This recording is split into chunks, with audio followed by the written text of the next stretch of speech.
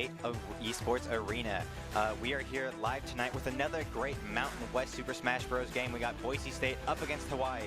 I am your host, AJ Pepley, and I'm joined by my co-caster, Drew Tolentino. I'm really looking forward to this, being that Hawaii is my home state. Oh, so that's awesome. Yeah, so you got to be careful to root for your team, but also your team at the same time. I get asked that a lot whenever Boise State plays Hawaii, and it's like, who are you rooting for? I'm like, football, there's no question, Boise State. But when it comes to Smash Bros, it might be a little different. Well, I'm gonna pretend like I didn't hear that. we gotta have patriotism to Boise State, but I can't blame you at the same time having Hawaii being your home state. Now, just to start things off, I got a bit of a question for you. Knowing these teams, how do you expect them to orient and organize their characters, specifically like mid to late game, in order to combat what they've seen throughout the beginning of it? So a lot of times when it comes to team battles, you usually see the teams organize themselves with their anchor, the last person in their team fight, usually be one of their stronger players, or ways that we can combat the roster that the other team brings. So usually that's how we see how it's organized. Yeah, but then the interesting thing is when at the start of the game, they don't know what they're going to go up against. So that strategy has to be used like I said, mid to late game. So it's always a bit more interesting to see the start when they just kind of have to go with, I think this is what's going to work best for us. There's probably more strategy to it than that I'm not fully aware of. But at the same time, it's just like, I always like the switch up in strategies. I always like watching these players know exactly what to do at specific times, and I'm expecting to see a lot more of that tonight too. Definitely. And it was really surprising looking at the roster coming from Hawaii. I actually have played against one of their players before, and he was really good. And it really puts in perspective how much I need to practice to play, at their level, right? And when I played them back when I was living in Hawaii, they played Pokemon Trainer. Okay. And it's interesting to see what they do decide to bring out this time around. Yeah, well, that's only one of the characters, so we'll just have to see what the rest of them did. Who is the person you said you're going to Small Left. Small Left, yeah. So you said Small Left is really good. Do you know if, would you expect him to be that anchor that you were talking about? I wouldn't put it past Hawaii putting them as their anchor. I think Small Left, from when I played back in the day, that Small Left was like the #1 ranked person in Hawaii. So there's a really good chance that we'll see Small Left in the last slot for Hawaii. Or we may even lead with them to try to give them a very strong lead for the other players. Yeah, it's like you just got to think of which one would you prefer, having that cushion or having that strong lead. But that one's always a bit of a harder choice at the start, because we know Boise State is good, but we don't know exactly what they're going to bring out just yet. But that's just for us to find out here soon. I'm really excited.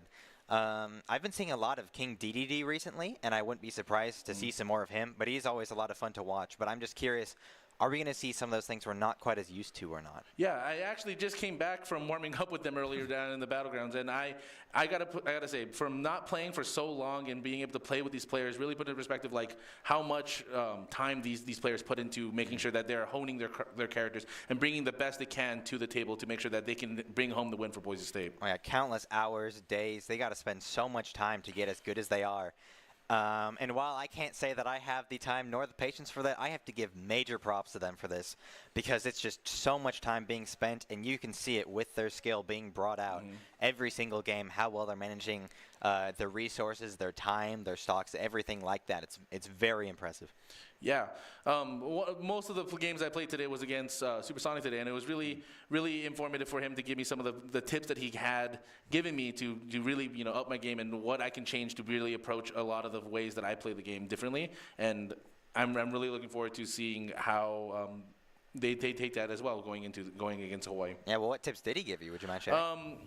I get a lot of formulaic things, and I tend to spam not really necessarily safe moves in a lot of the characters I play. So he was just giving me more tips of like using more safer options in my game plan. Yeah, well, that just goes again to prove how good these players are. Like, you're already pretty good at Smash Bros. I wouldn't say good, but I've heard that you are good. Good enough where my friends don't want to play me. Well, it just shows that these players are really good too. And speaking of that, tips, we got Doc's keys to the game. In Super Smash Bros, we got 4 up here. We got punishing openings, rolling to dodge, win in neutral, and remember to taunt. 4th one, obviously the most important, but you can't remember the other 3. Each of these ones being used to their maximum potential. Punishing openings, every time you got to make sure you're acutely aware of what's going on and punishing the enemy player as soon as you possibly can just to build up that damage. Rolling to dodge makes it so you don't take those hits, but you still get out of the way and gives you a new opening. Everything like that. Winning in neutral, having that central platform being controlled primarily by you is so important. And remembering to taunt, well, you gotta love taunting. You know how it is. Yeah. So I can imagine that all of these players here tonight have each of these 4 keys locked in, at least in their own regard. And I'm excited to see how they manage to bring them out. Yeah, from last time we saw them 2 weeks ago, what do you expect to see coming out from Boise State to adjust to their game plan, being that they really struggled in the last matchup they had? Well, something I was noticing is there wasn't really much changing in terms of the maps, because it's not something that I hear brought up typically as much. We got a little bit of excitement back there. Can't really blame them, though, because great plays leads to a lot of excitement. But, like, seeing those map changes, like something that I noticed there at the end, which unfortunately cost BSU their game, was I can't remember specifically which team they were going up against. I do believe it was Syracuse. Yes, that's right. So what got Syracuse that win was switching that map, because the DDD was so dangerous, but they brought out the Young Link, and they gave this new map that they brought out a platform in the middle. And that ultimately made it so hard for the DDD to land those Gordos, and it made it so easy for Young Link to throw all the arrows and the boomerangs and the sword swings through that platform. So maybe if they decide to introduce that strategy of getting specific maps to correlate with what they're dealing with, kind of like Syracuse brought out themselves, maybe that addition to their general play style strategies would really work in their favor. Yeah, I can really see that, being that a lot of the stages that we ended up seeing that DDD was very successful on were the stages without the platforms like you mentioned before, allowing the pressure coming out from the projectiles from DDD and able to approach very safely without being spammed out and being blocked out by that platform in the middle stage on Hall of Bastion. I think it was on the stage. Yeah, I believe so. It's always just so important knowing what your character is good at, what they can do, what resources they have, but even, maybe not more importantly, but just as important is knowing where they shine map-wise. Because, like I said, we saw that with Young Link, knowing exactly that map would be what they need. So maybe we'll see some more of that here soon. Currently, we are waiting for the match to start. I think we are going in on our first. Seems we're starting right now. Hawaii versus Boise State. We've got Olimar versus Kazuya. 3, 2, 1, All right. go! We see things getting started. The Pikmin being thrown already, currently catching, Dark M off guard, but he's managing to trade damage back and forth. They're very even on damage, but Kazuya is throwing a lot of them onto Olimar, putting him at 69%. And throwing him off the edge, managing to control neutral. But Olimar managed to get back on the point, throwing Pikmin all over the place, just making sure that Kazuya has to keep track of everything that's going on all at once. Kazuya's doing a good job of maintaining his space closely to this Olimar to make sure that he can use his tools optimally to make sure he can get this damage off. Absolutely. Being this close range means that he has to dodge all the Pikmin along the way, but he's managing to land just as much damage as he needs to. Getting Olimar up to 115% versus his 83%. Things are looking in his favor, but this is a relatively even match so far. Kazuya is trying to find an opening here. They're trying to find good grab coming off the Olimar. Blocking each and every Pikmin. Oh, and a great kick launching Olimar directly off of the stage, losing him that first stock. But immediately Olimar is throwing out as much damage as he possibly can. We have to be careful here as Kazuya has Rage Art here. Has Rage. And that Rage can be deadly, but if Olimar knows what he's doing, he can land even more damage, throwing him nearly off the map, trying to get him off. But he managed to get back on that neutral platform. Oh, throwing punches left and right, dishing as much damage with that Rage as possible. But it one fall move, and he just barely. He's able to make it back. He makes it back safely. Solid damage coming out from the Kazuya, 71% on Olimar. Oh, and another great hit leading up to 85%. blocking so many attacks, and Olimar struggling to block, getting thrown directly at the screen, losing his second stock. Olimar has to make sure he takes out one of those stocks here soon in order to make it a bit of a fair fight for the next player. Oh, and a great up one. throw. Getting Very that safe revenge, option. throwing him right back at the screen too. Both players are in a scramble here, trying to find an opening in neutral. Ooh, but Kazuya is doing a lot of damage, bringing up to 38% while only at 2.5% himself. But Olimar's throwing Pikmin at him, just peppering him constantly. Ooh, but now he's brought up to 59%. Things are not looking good for Olimar right now. Olimar is stunned, being kicked off the stage. Just barely dodges that laser, but he's up to 110% now. And currently, Kazuya is just not letting him get back up safely. Good grab. Dishes out some damage himself, bringing Kazuya up to 58%. But he just has to land one good hit himself to win this first round. 76% coming out on Kazuya. We're seeing Olimar using his projectiles to his strength to try to rack up damage, to try and maybe possibly take another stock. Oh, up to 111%. He's put in a pretty tough spot right now. Huge disadvantage for Kazuya.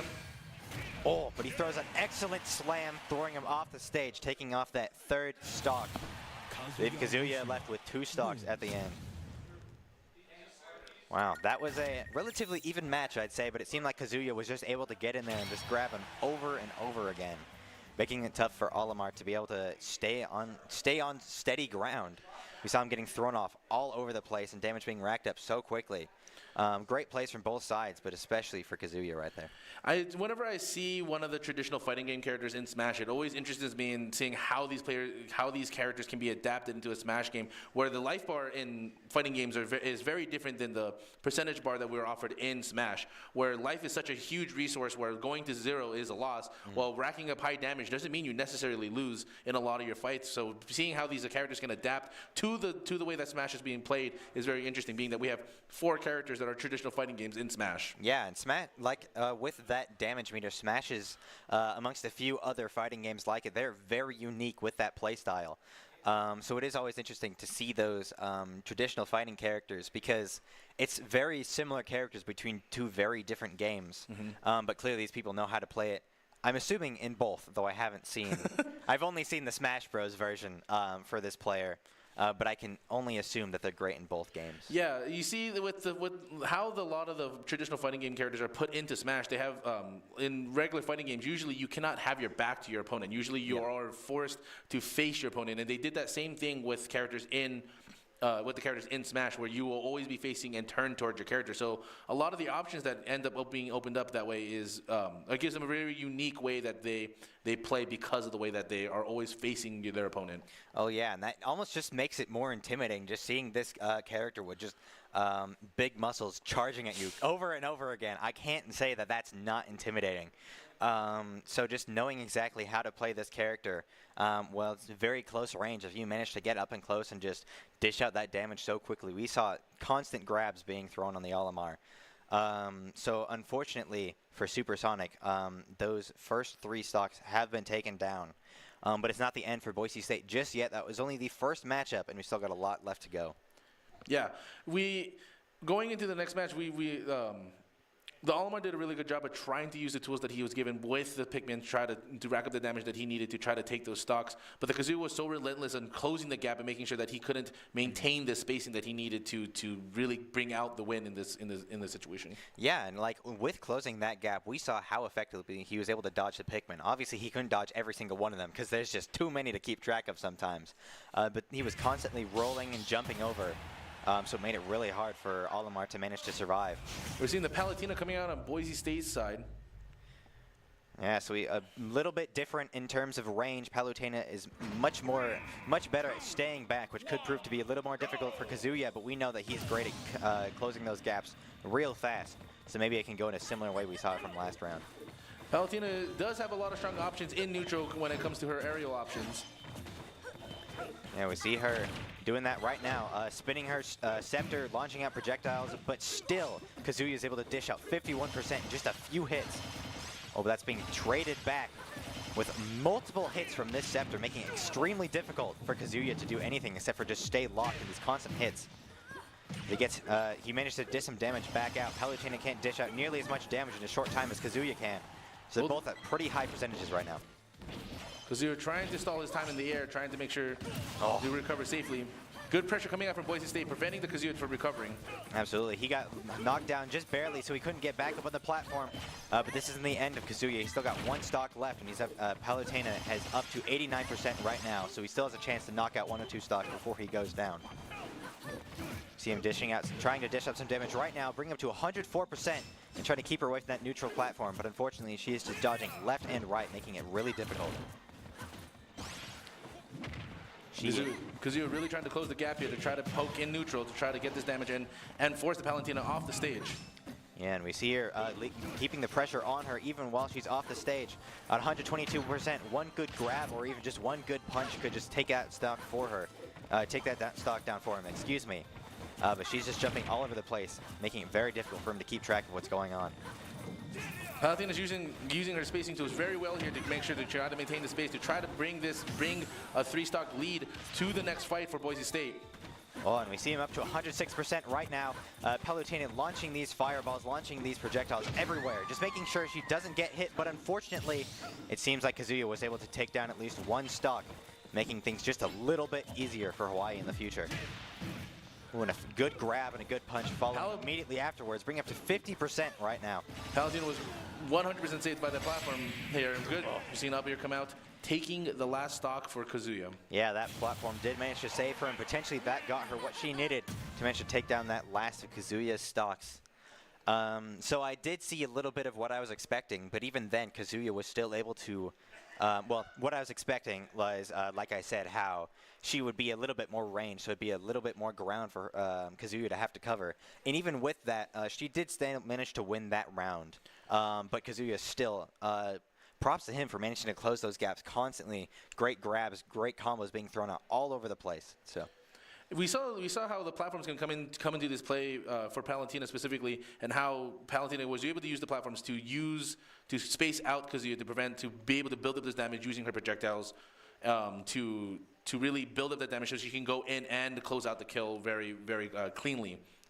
Yeah, and like more specifically with those platforms, like having those at your advantage with Kazuya, he's just going to throw you all over the place, and you get thrown like really far horizontally or vertically. And if you get thrown up vertically, usually he can just expect you to fall back down to the ground if there's nothing other than the main neutral platform. But having those smaller platforms, you can like tech off of them or roll away, making it difficult for him to keep those combos going. Which I could see that just a few times during that game, which saved Palutena a lot of that damage, potentially a second or even a third stock. That stage is also very unique because the platforms changed. You saw that you went from a 4-4 platform configuration to 2 platform configuration, giving it more options to escape or how to change your approach when being edge guarded or how to edge guard your opponent in that situation on that stage. Yeah, absolutely. Just like knowing, like seeing these platforms changing and keeping track of them, like all while keeping track of your opponent, it's a lot to do. But if you manage to pull it off right, it can work really well in your favor. And it seemed like Palutena did exactly that, managing to keep perfect track of Kazuya while still making sure that she had the stage working perfectly in her favor. So I expect to see maybe some more of that in these upcoming rounds. We're seeing that we might be seeing a young Link here from Darth Wampa in this next set coming up. Yeah, and young Link is not a force to be reckoned with.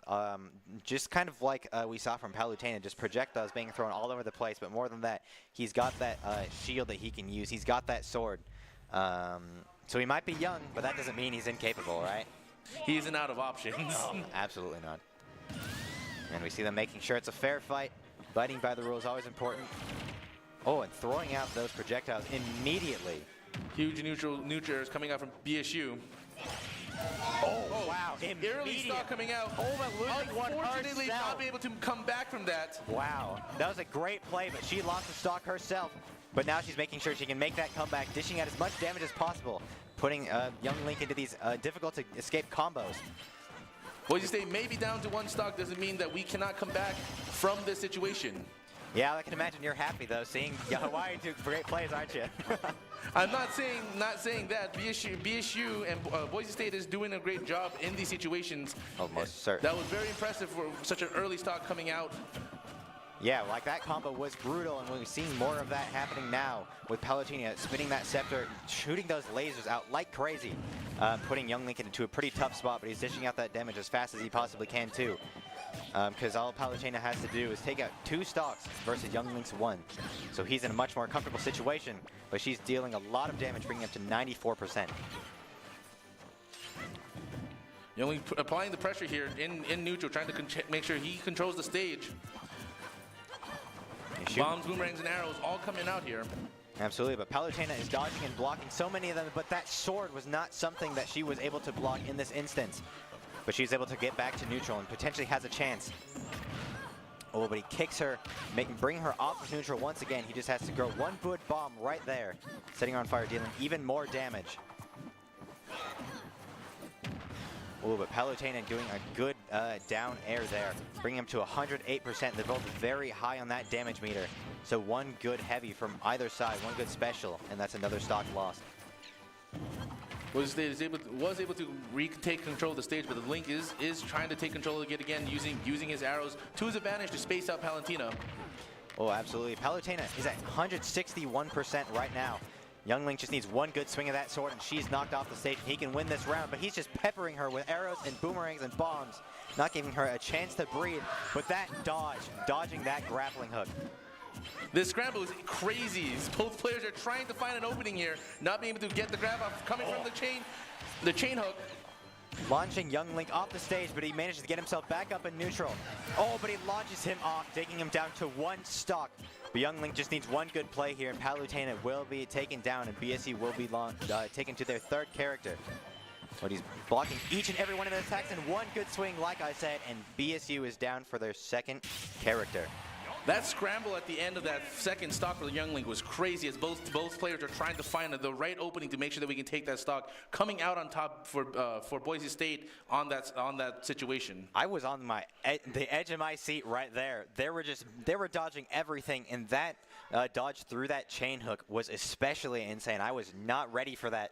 But that got Palutena just a little bit more time that she needed to take down that 2nd stock. But in the end, it seemed like this Young Link just had more stocks. And because it was a fair fight in terms of skill, it just meant that Hawaii was winning that round. So now we're down to BSU's 3rd character. Well, Hawaii only has lost 1.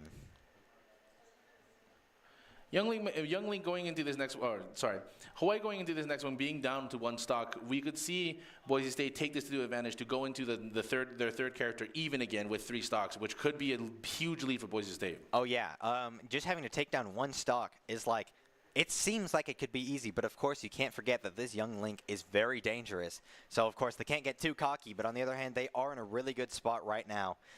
With only having to take down 1 of Hawaii's stocks. And if they can get them down to that 3rd character and even the playing field, that might be exactly what they need for a bit of a comeback. But both teams are doing great so far.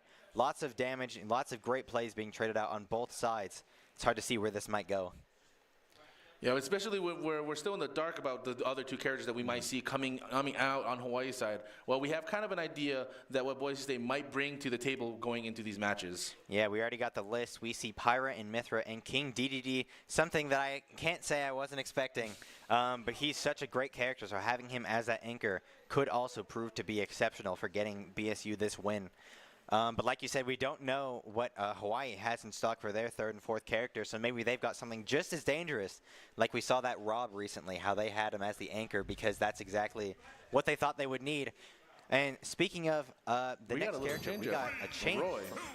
Now we've got Roy versus Young Link. 2 swords clashing back to back. You see Young Link taking himself down to 1 stock as they prepare for this next battle.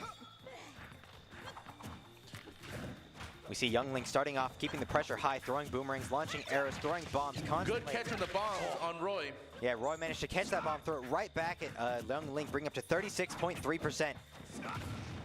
Ooh, but he's trading blows himself, shooting out the fire arrow, making sure that he gets launched off of neutral, but Roy manages to make a comeback, parrying that boomerang. But another one's thrown right afterwards. See, currently they're trying to find a good opening, but they're just blocking and dodging every single attack. Oh, but Young Link is able to launch a fire arrow, getting a couple good hits on Roy with a combo. This relentless pressure of projectiles coming up from the Young Link is making it very difficult for this Roy to approach. on Boise State side. Yeah, and that sloped neutral platform just barely managed to save him from losing that first stock. But currently he's up at 96%, meaning that Young Link just needs to play this right and he can take down that first one. Seeing all the strong options coming out on the Young Link sides, fire arrows, boomerangs, and even bombs, and now forward air coming out from the Young Link to try to pressure out Roy. Great combos from Roy though. He managed to get a couple of good ones on Young Link, bringing up about 40%. Oh, but he's up at 130% himself. Things are looking pretty grim for him, but he's managing to trade blows, throwing him directly off of neutral. But now managed to recover. Now they're both waiting on neutral, trying to find a good opening with Roy dealing out some even more damage. Very dangerous situation there for the Roy. Lucky to be hit back onto the stage by the Young Link. Oh, and he throws him off, nearly managing to keep him off. Good pressure coming out from Roy. Taking down that third stock without losing any himself. Great play from Boise State. Returning the game back to a neutral state, both down to their third characters. Yeah, but now both at 3 stocks. Yeah, that was a very scary play for Roy, but fortunately he managed to just make a bit of a comeback there at the end, taking down that only stock Young Link had going for him. But now we're back to that state of mystery. We do not know what's going to be brought out next. So it's a bit of a surprise, and this surprise could put Hawai'i at a big advantage. But if Roy plays things right, this will work well in his favor, because the only advantage that currently Hawai'i has is just knowing that they're playing Roy. Other than that, like you said, it's completely neutral. That is a very strong advantage, actually, by knowing what your character, your opponent is bringing to the table, because it allows you to pick characters that have better matchups in these situations, on top of having the choice of, I do believe that Hawai'i gets to pick the stage. That is true. Yeah, they lost that one, so they get to pick the character, pick the stage. I suppose I can't say that I suppose I can't ignore how powerful that could be. It might not seem like much. But for now, we just have to see. Ooh, it seems like we might be seeing a Snake from Gardania here. Snake might be the perfect person to fight up against this Roy here. Snake is a really interesting option with a lot of his tools that he has with his C4 and his grenade spam that he can also bring out, and allowing him to control the stage in such a way where he can put a C4 down in the somewhere where he wants to control the stage and return to it later and use it as a tool to catch opponents off guard. Absolutely, and it's kind of also with that, like he's got a little bit more range than Roy does, and it seemed like range works very well for Hawai'i. While Roy did still manage to take down the Young Link, we saw how well keeping that distance with the boomerangs, the bombs, fire arrows, everything like that made it very difficult. So having just like some ways to keep your distance from this Roy could prove to work very well for Hawai'i here. Yeah, I think Hawai'i's bringing a really complex and different groups of characters here. We're seeing Young Link, Snake, and then you were starting off with Kazuya earlier, and the way that this can change is very, how you have to force to change your approach because the character changes, and how wide these characters can play is very, very interesting. Yeah, and like having a bit of a complex character team composition also helps with just that surprise factor. They've got a lot of small advantages, or what seemingly small advantages in their favor. It seems to be working very well. Yeah, currently we have Snake on Hawai'i side, Roy on BSU side, and we are starting this next matchup. We see that C4, like you said, being dropped out immediately with grenades being thrown back and forth. The C4 is primed. Boise State has to be careful for it on that platform.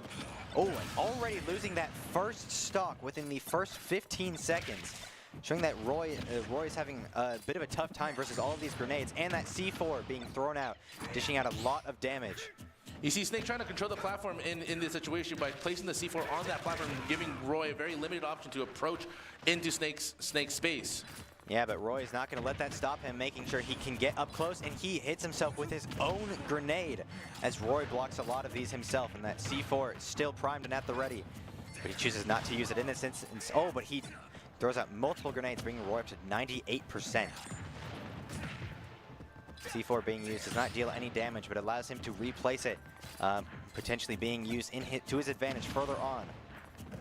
Snake is doing a good job of trying to keep his space with all the grenades that he's placed around the floor, as well as controlling the platform with the C4, like I said previously. When they're both over 100% right now, things are looking dangerous. Unfortunate air dodge coming from the Snake. Yeah, allowed Roy to get that hit off of him, bringing them down both to 2 stocks. But Roy's at a small disadvantage right now, being at 134% versus the 0. We're seeing the Nikita coming from Snake here with the homing rockets. Yeah, but Roy managed to dodge, get back on that neutral platform. as Snake replaces that C4. Currently, Snake is at 0%, so Roy's in a pretty tough spot as he gets launched off the stage once again, losing his second stock. Currently, Roy's got to pull something together here quick if they want to keep this in their favor. They're managing Good shield pressure coming out from Roy. Yeah, managing to dish out a lot of damage, up to 40% for Snake, and another grab combo being thrown out. Unfortunate grab whiff coming from Roy, and no punish follow-up from Hawaii. Oh, but those grenades are very dangerous. Roy's got to keep his distance while not getting blown up in the process, but Snake just knows exactly what to do here.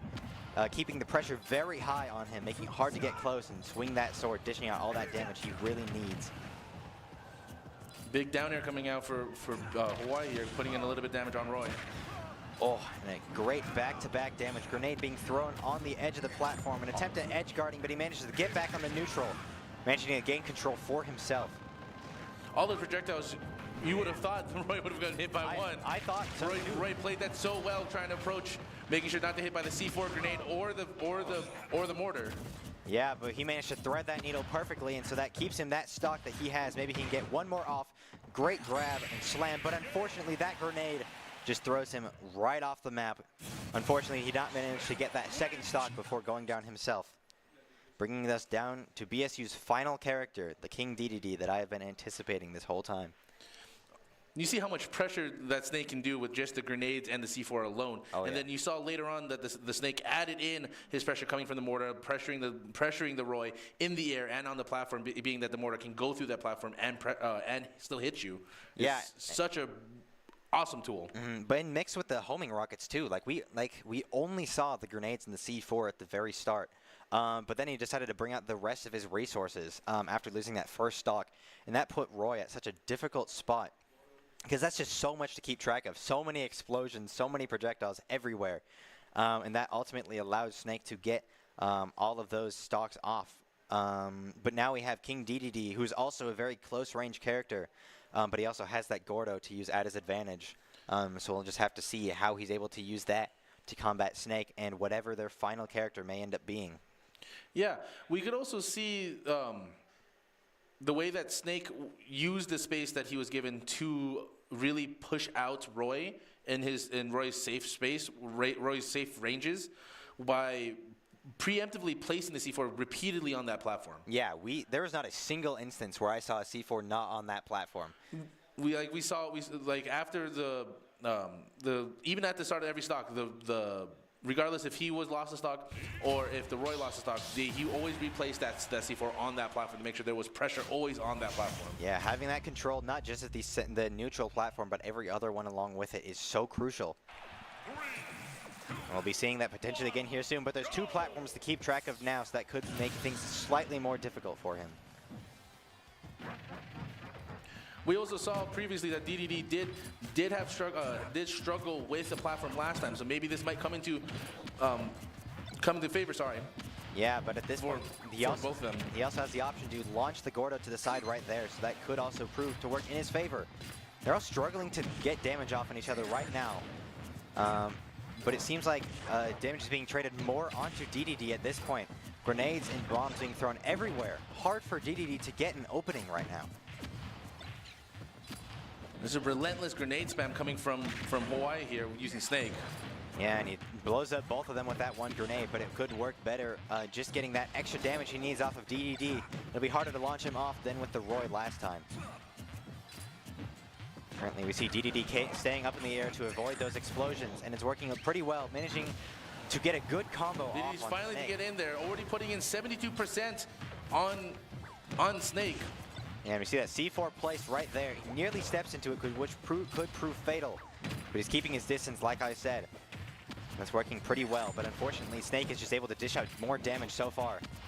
Gordo is struggling here to try to find an opening here as Snake is relentlessly launching Gordo off the stage. Big Gordo hit coming out for 112% for Hawaii. Yeah, they're both very high on that damage meter. They have to play things very carefully here, but BSU does have the advantage in terms of stocks. Oh, and a great swing right there, but Snake is able to get back to that neutral platform. And great hit there from Snake, but currently both of them are on that neutral platform, but DDD gets launched up off the screen, costing that first stock as he brings Snake up to 171%. We're seeing all of the way that all the way that Snake is controlling the center portion of the stage with grenades and C4s all just being placed around the stage like party favors. Absolutely. Just not giving DD a chance to touch the ground. We've seen how much he's able to, how much he has to stay up in the sky to avoid all these. But even then, they're just relentless. Oh, but that Gordo bringing him up to 195%. And taking the stock. No, that directional input was not enough to save him here. Now they just have one stock left for DDD to take down to see that final character. But Snake might not let that happen, dishing out so much damage, forcing DDD to stay up in the skies once again as he's at about 105%.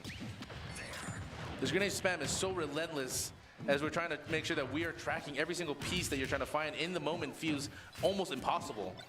Yeah, but he's able to launch the Gordos left and right, keeping the pressure high on Snake all the same. Especially with the C4s and the grenades. I mean, it's hard to keep track of it, but DDD clearly still knows what he's doing.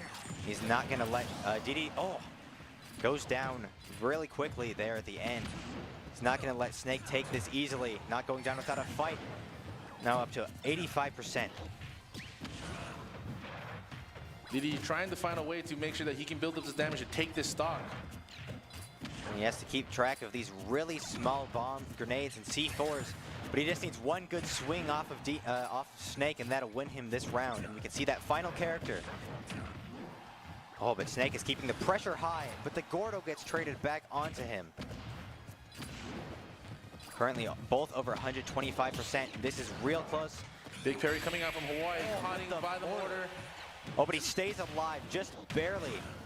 Managing to eat that C4 and throw it right back at Snake. But that being able to stay up in the air keeps him alive. Gordo doing a good job of applying pressure here, trying to keep the Snake off the stage here. Oh, they're both such high damage right now. Things go very poorly, but that directional input just barely keeps DDD alive as he barely managed to dodge the homing missile. Grab coming out, we're seeing up tilt. Oh, that up tilt cost DDD that final round.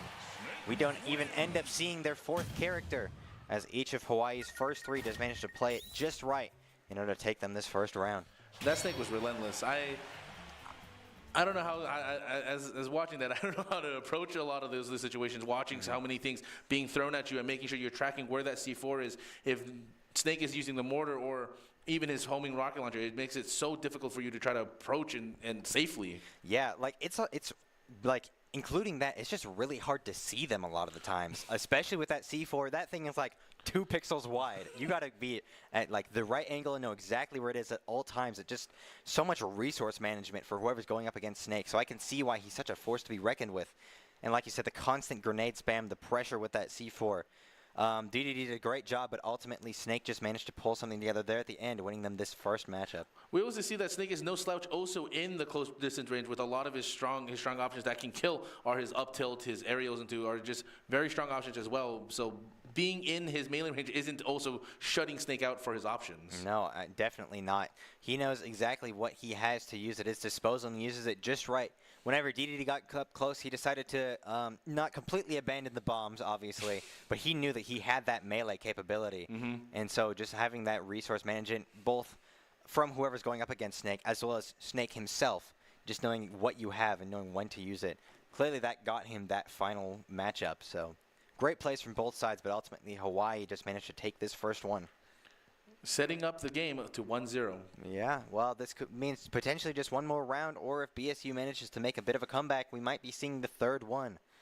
Currently, we are just waiting, but we've got a lot more coming up here soon. Excited to see what they decide to bring out this time to make a bit of a change, because we could see drastically different gameplay on both sides. Yeah, and we can see BSU really change their game plan and how they approach some of the earlier fights. If we end up seeing that Hawaii decides to stay with the same lineup, right? Yeah. We can see BSU try to lead with their same characters and try to adapt to the Kazuya that we saw in the opening or the Young Link in the second game too. Yeah, knowing like when to adapt, we could see that with BSU, and that was very impressive of BSU managing to know what they're going up against and use it in their favor. But unfortunately, it just seemed like Hawaii had that skill on lockdown too, but along with that, they just had the slight advantage at certain points, which ultimately got them that first round. But I certainly cannot ignore the fact that BSU had many great plays throughout that entire round. So. Yeah, we saw the early stock taken by the Palatina against the Young Link, which was such a strong lead. Unfortunately, lost by not being able to recover back to the stage. Yeah, but it was still like very surprising, honestly. Not that I'm discounting the ability, but more so that I just wasn't expecting it to go so quickly. And like you said, she did lose a stock herself, but that just showed that this Palutena knew exactly what she was doing. In order to dish out that damage and put poor young Link into a place he could not escape from. It was a bit of a brutal watch for both sides. I think we're seeing 2 sub-ins coming in for Hawaii with Small Left and Thermalax? Thermalax sounds about right, yeah. So this could mean probably a different lineup on their side. It's the same for Boise State, but Hawaii we don't even know quite yet.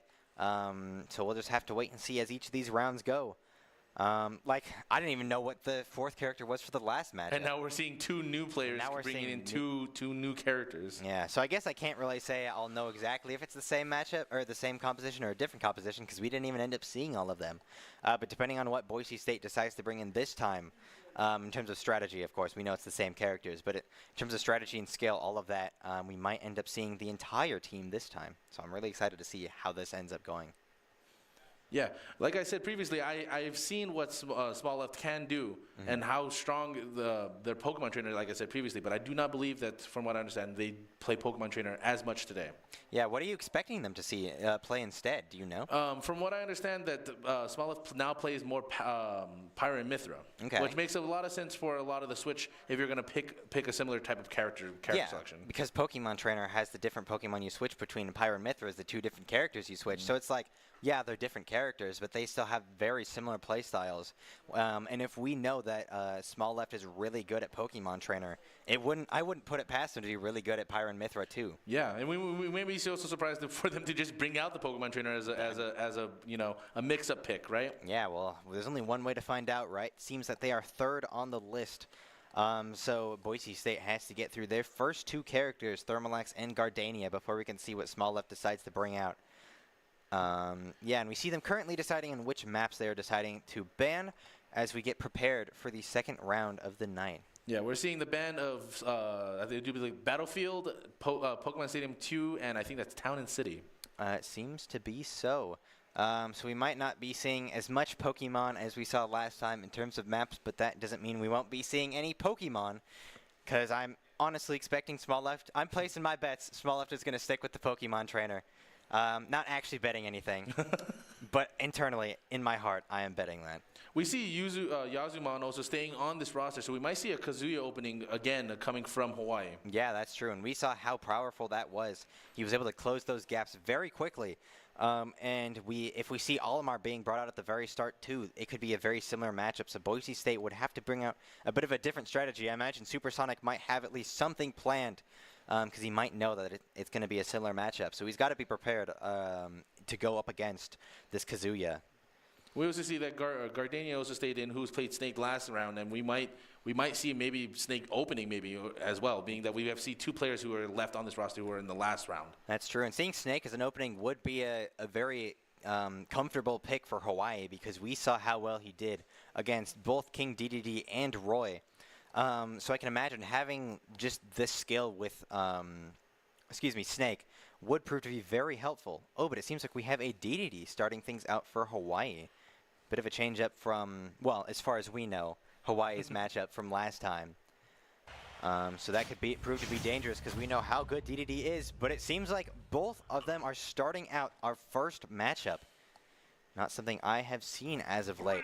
A DDD mirror is very interesting to see. We're seeing how they approach these fights, being that they both have the same options with Gordo. Yeah, like we saw, they each knew how to go up against that Gordo too. Got launched out, eaten up and spit back, but getting blocked right afterwards. Currently, BSU is doing just slightly better, managing to dish out more damage on, Hawaii is doing just a little bit better, managing to dish out more damage onto BSU. 51% isn't anything to scoff at with how hard DDD can hit. That's true, but considering the fact they're both playing DDD, it'll be hard to launch them off at the same time. Being that heavyweight character means they're not going to go anywhere for a while. We're seeing a lot of neutral airs coming, or sorry, forward airs and back airs coming out from DDD with the spam of the Gordo. And that charged hammer just throws BSU off the map, losing him that first stock. But BSU's finally able to dish out just a little bit of damage, being thrown, throwing the Gordo out. Unfortunately, not working well in his favor, but dishing out damage with the hammer. BSU going strong into the second stock, 70% on Hawaii. Yeah, currently just taking a little bit of damage themselves, but they are at a slight bit of a health bar advantage, or sorry, damage meter advantage. But they're still down one stock, so they need to still make sure they're playing this carefully. A few good hits off from Hawaii here. Gordo's traded there, both putting in damage. And we see, BSU taking even more damage. They had a great start here, but Hawaii is able to just make a bit of a change here to their strategy, dishing out a lot more damage. This Gordo spam is being unrelenting here, is coming from both sides and being sent back at Boise State. Yeah, we see Hawaii currently up at 148%. One good swing from BSU and could take down that first stock. But the reversal is the same coming from Hawaii. Two frame coming out for the dash attack. Oh, but he immediately comes back from that safety to launch a good swing onto Hawaii, taking down that first stock. We're seeing 50% already coming out on Boise State. And a good grab for him too. Oh, but he's managing to dish out a lot more damage, managing to keep those Gordos away from him. As Hawaii just tries to throw out as many as he possibly can. But BSU has to be careful because that hammer swing right there at the end, costing BSU their third stock, giving this first round, this first matchup to Hawaii. My King DDD pick was a very interesting pick, and watching watching the middle mirror match is very interesting. Seeing that we're seeing a lot of the same strong options used in neutral to try to gain advantage in neutral. Yeah, and we saw, especially with that neutral, is edge guarding. Like, we know how crucial that can be at certain points. And Hawaii just really showed what they knew exactly when to do it. Because whenever Boise State got stuck hanging off there at the edge, oftentimes that was a really bad spot for them to be in. Because Hawaii's DDD, Thermalax, just knew exactly what to do to continue dishing out this damage as he is on that edge.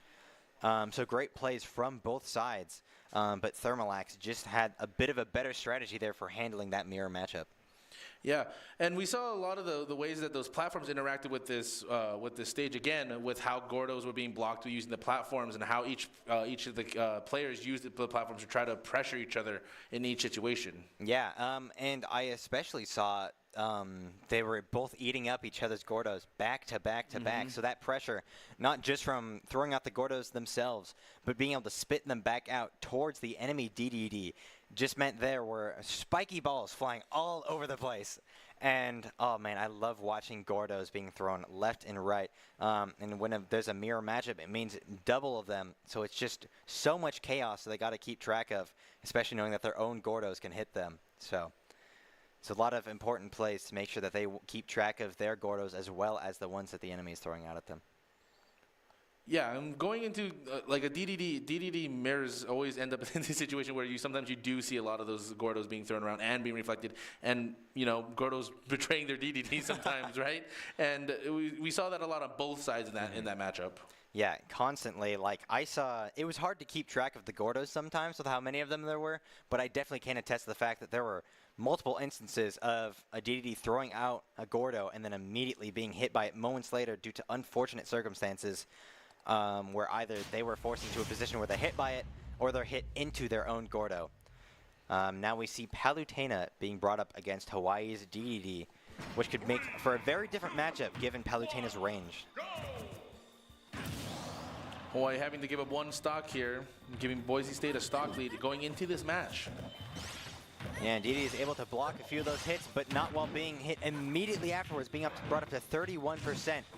We know that Palutena on Boise State is great at dishing out those combos. But it seems like still DDD is not a force to be reckoned with. Still dishing out a little bit of damage himself. Oh, but he's up to 87%. Palutena keeping the pressure extremely high. not giving DDD a chance to think, but he makes a bit of a comeback here himself. Palutena in a huge disadvantage here, being off the stage here, and the high pressure coming out from DDD. Yeah, but currently they're both on this neutral platform, but DDD is getting thrown off, being forced to sit here on the edge as Palutena tries to dish out some damage. We're seeing that how much that DDD size is betraying him when it comes to Palutena just putting in the damage with her neutral air. Yeah, that neutral air, but also those projectiles and the fire being brought out back to back to back. Big spot dodge coming out from Boise State, making sure they do not get hit by that running attack. Yeah, 147%, making sure those up airs are just making it so difficult for DDD to get back on that neutral platform. But that Gordo manages to get him back control of the central platform, launching Palutena almost nearly off the stage. Gordo doing such a good job bouncing across the stage there, finding Palutena still bouncing so far. And throwing her off the stage once again, trying to hit that Gordo back at him, but fortunately he managed to shield from it, just managing to stay alive. Both characters are trying to find the right opening here just to take this stock. 170% and a dream. Hawaii's still alive. Yeah, that tilt nearly got him, but he managed to stay alive, just making sure he can block each and every one of those projectiles. But a great swing, losing BSU's that first stock, nearly immediately traded back. But DDD is able to stay alive, just barely up at 182%. But never mind. That was a great attack from Palutena, bringing him down to just one stock remaining. Palutena doing a good job of making sure Gordo has no way to approach her by pushing the Gordo off the stage before approaching. And we see him dishing out a lot of damage, bringing up to 77%, trying to keep the pressure high with those Gordos. But those neutral airs are just making it difficult to keep track as that Gordo betrays him, being launched right back at him. We see DDD attempting to land some good shots onto Palutena. She's just doing too good at keeping the pressure high, bringing up to 102.9%. Dishing out more hits, taking down that third and final stock. The directional input was not enough to keep him on the stage. Winning this one for BSU. It was a big win for Boise State here, seeing that they were able to clean up safely with going into the next fight with 2 stocks. Yeah, they only lost 1 there at the end. Things were looking pretty dangerous there for a second. But Dr. Schmungus just had that skill and had that range more so. Just keeping back when he needed to, but then coming back and dishing out those close neutral airs and those up tilts, making sure they can get DDD off the stage. Great plays from both sides, but props to Palutena for just using those resources effectively. And we're waiting to see what's next up on the roster here. Palutena has potentially a similar matchup from last time, as Gardenia is most likely going to be up next. And we know Gardenia was in the matchup last time, just like Yasimon. So we could be potentially seeing the same characters from both of them as we saw last time. But currently there are still decisions being made, so we are not aware just quite yet. Waiting for pick and bans coming in for stages here. Yeah, what do you expect to see, knowing that they have this Palutena to go up against, having this high range? What do you expect to see coming from Hawaii now coming after If they go into Snake, I'm assuming that they might want to go with either, well, I can't say either a stage with a flat stage or a platform stage, because that's like the 2 type of things that we see in Smash. But we saw how strong that how good the Snake was at controlling those platforms. We might see them try to pull out the platforms here again in this situation going into the next stage. Yeah, especially having one with just 1 platform to control makes it so much easier. Having one with like 2, 3, 4 things that switch. It can make it so much more complicated, but if Hawaii losing this round means they get to pick the stage and pick the character, and if we see this Snake, I would expect to see something with just 1 platform, because even with the perspective, it makes it hard to see that C4. I struggle to keep track of it sometimes, just with how the camera moves ever so slightly, with how short that C4 is, makes it almost impossible to see sometimes. So Palutena just has to be extremely careful of all of the bombs just being thrown all over the place. We're going to see that even though that if it's multiple platforms like you were talking about, that could be an issue for the Snake to control. Snake's up tilt goes through the platform. That is also very And true. Snake's up tilt is not a move that you want to get hit by. No. On top of having C4 that is controlling the other side. We're seeing small left come in here with Pyra and Mithra. Oh yeah, so a bit of a different matchup. And unfortunately, I seem to have lost the bet. But I just had to say, I like to to quote unquote bet on things sometimes just to see if I'm right, but it seems like you got the better knowledge of small left here. And if we're expecting to see, if we know his skill with Pokemon Trainer, I wouldn't be surprised to see he's very skillful with Pyra and Mythra, giving Palutena a run for their money. Yeah, and Pyra and Mythra, we've seen Boise State pull out Pyra and Mythra last time for Smash, and we're seeing how each player approaches playing the same character is very interesting. Seeing what tools they want to use. Yeah. So currently we were about to start, but potentially a technological or person issue. Oh, we got button check going up. All right, so we're going to be waiting just a few moments here as we get everything prepared. We got to make sure it's fair on both sides. But I'm excited to see what comes up with this one, because we know Palutena is very skillful, but I've heard a lot about small left, so I wouldn't be surprised if this is a very dangerous person for BSU to go up against. Yeah, Pyra and Mythra is always a character that I struggle. I struggle with a lot of characters to play against, but Pyra and Mythra is always a character that I struggle to play with, because like finding the opportunities to make sure that you are capitalizing on the weaknesses of each of the characters can be very difficult if you're not managing how you approach the fight. Yeah, in like a general sense, knowing your character is very crucial, but knowing who you're going up against is just as important. Because if you know what the enemy characters can do, then you know how to combat that using your own character. So they got to make sure both sides can know how to handle this, and especially Palutena knowing how to handle both Pyra and Mythra's capabilities here. Was they having to sacrifice one of their stocks? Going straight in here, we're seeing that small battlefield coming out of here as a stage selection. Yeah, we see Palutena managing to get those neutral airs, dealing a lot of damage to Mythra here. But she's dodging left and right, making it hard, applying the pressure now. Both sides actually seem to be doing a great job of that. Oh, but Palutena is just doing so good at launching out just quick charges in and dishing out damage, making it very difficult for Mythra to do some of herself, being a very close-range character. Smolov using the strong options that Mythra offers with her speed, seeing a lot of tilts and follow-ups coming up here. Yeah, and seeing that damage meter going high, we expect to see a bit of a change to Pyra here soon, knowing her finishing capabilities. Palutena still has an advantage, not an advantage here, but they still have the capabilities to manage to dish out some damage, knocking them a few stocks off. You called it earlier. We see Pyra come out here, already taking a stock, switching immediately back to Mythra to try to build up that damage. Good perfect dodge coming out from Hawaii. Yeah, and Mythra's launching a lot of damage here, bringing Palutena up to 44.4%. But Mythra's currently at 85.9 himself. Oh, but Palutena's having a hard time avoiding these attacks as we switch to Pyra. Launching that very quick game, taking down both stocks. I can't say that I'm surprised, judging by what you said Small Left is capable of. Small Left. Sorry. A bit of a very different person, excuse me. But like you said, Small Left is very capable with that Pokemon Trainer. So seeing a character that has multiple different movesets, we saw how well Small Left was able to capitalize on that.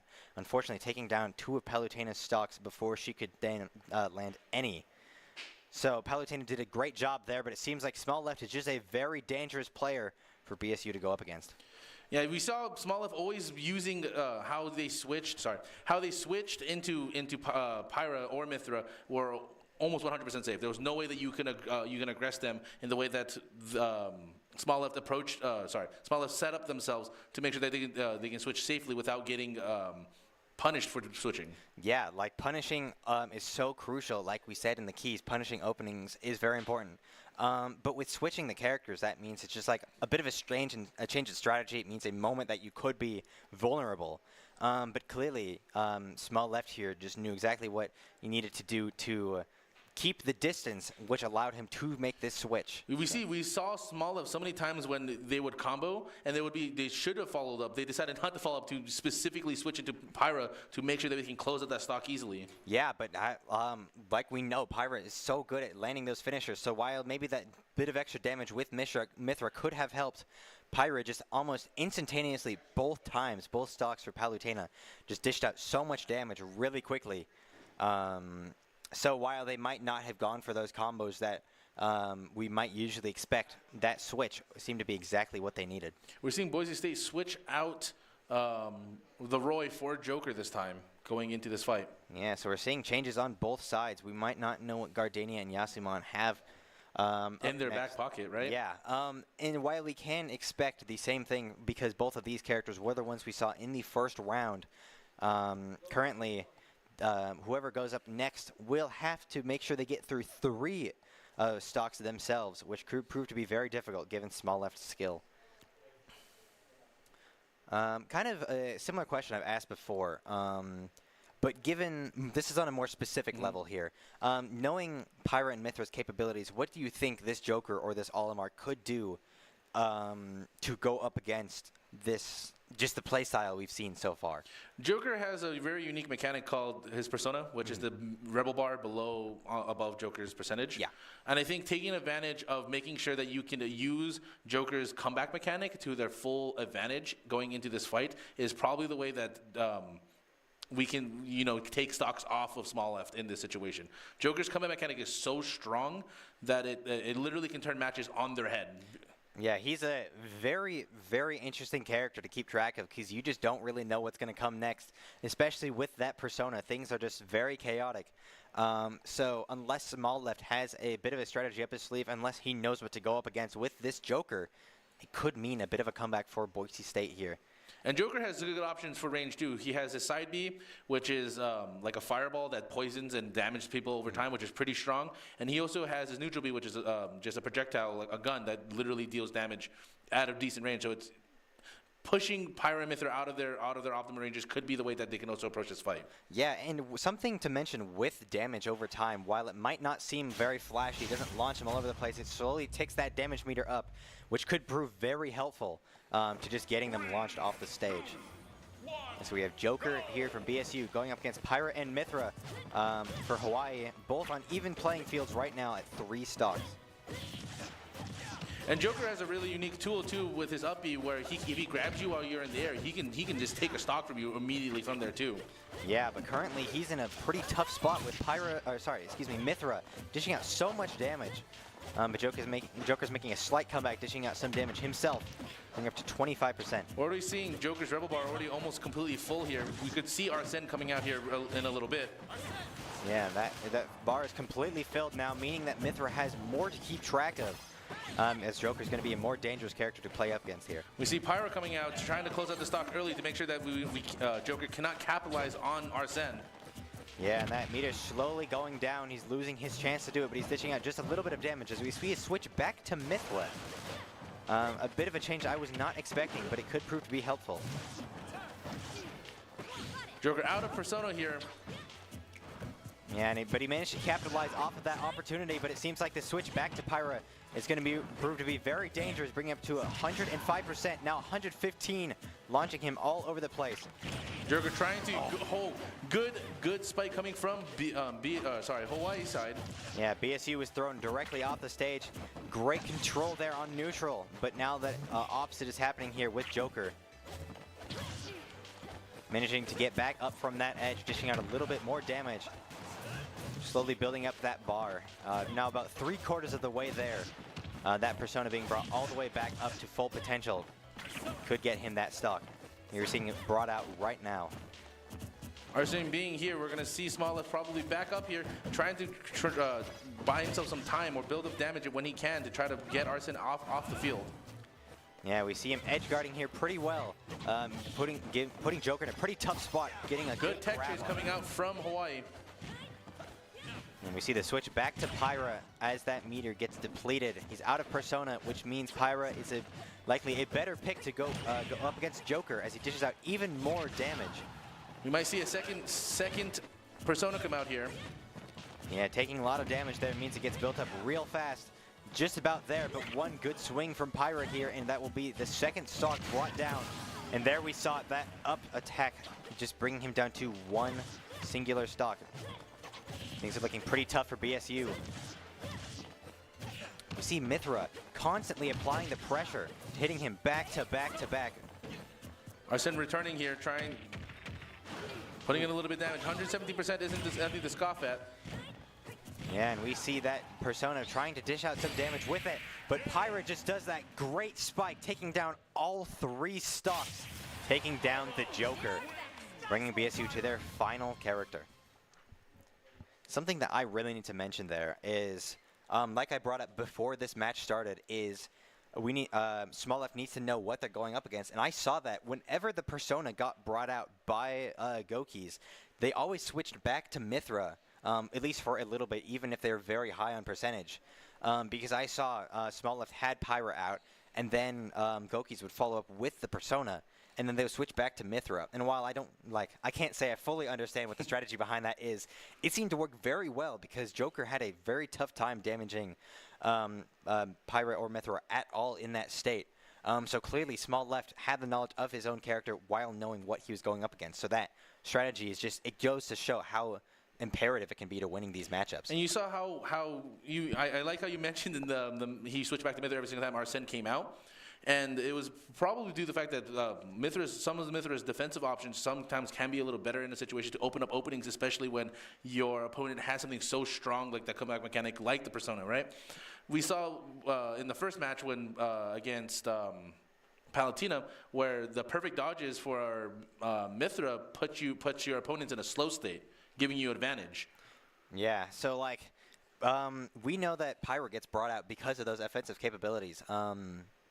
And so it doesn't really surprise me to see her getting brought out when she's in a more vulnerable state. Maybe not vulnerable, but just she's going up against a more dangerous and formidable opponent. So having all those resources to not be in as much of a tough spot up against the Arsene is so important, and we saw how well that got used. And then as that Arsene got brought down, we'd see the switch back to Pyra. But I'm imagining we're going to see the very typical strategy getting brought out here up against Olimar. Well, we see great damage being brought out, about 20% in the first few seconds, but a bit of a comeback here from Mithra. We're seeing how strong these options are when it comes to Olimar, where he can poke for these pretty decent chips of damage with the Pikmin. Yeah, having this range up against a close range character can make it a lot easier for them, but that does not mean you should be scared of this Pyra and Mithra, because Small Left is very capable of taking down 2 of the people so far at BSU. And this could potentially be a 3rd, depending on how BSU plays. Currently, they have a slight health advantage here, dishing out a lot of damage. Mithra's having a hard time trying to find the correct opening here without being spammed out by the Pikmin for basically all the damage. 88% could put them in a tough spot.